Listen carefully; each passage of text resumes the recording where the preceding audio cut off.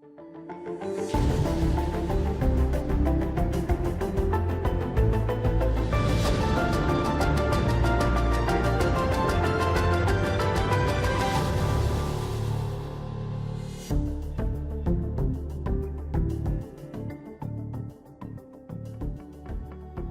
this episode, we're going to be looking at using a factor-based equity portfolio as an alternative to the more traditional passive or active equity component within a multi-asset portfolio. Multi-asset products have risen significantly in popularity over the last 10 years, becoming more mainstream both in South Africa and abroad. What's more is that multi-asset has seen substantial innovation when it comes to portfolio construction, including adding passive or index building blocks, becoming more solutions orientated, and replacing the traditional asset allocation with exposure allocation.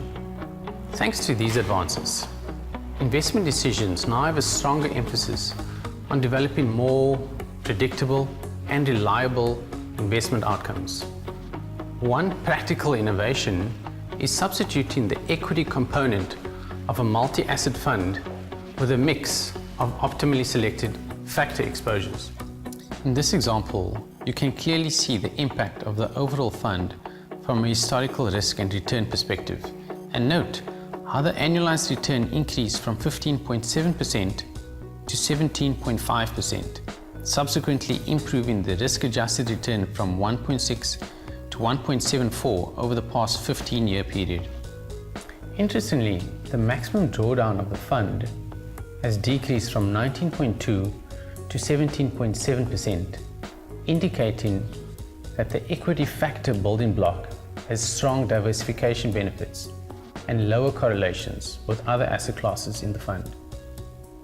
Typically, a factor constructed equity component can embody more defensive characteristics than an index or active manager by blending uncorrelated factors in an optimal way. In our view, using factor equity building blocks is a natural extension to passive multi-asset solutions. A key principle here, however, and one that aligns with building factor portfolios, is that we use strategic asset allocations as we do with factor allocations in our multi-asset solution.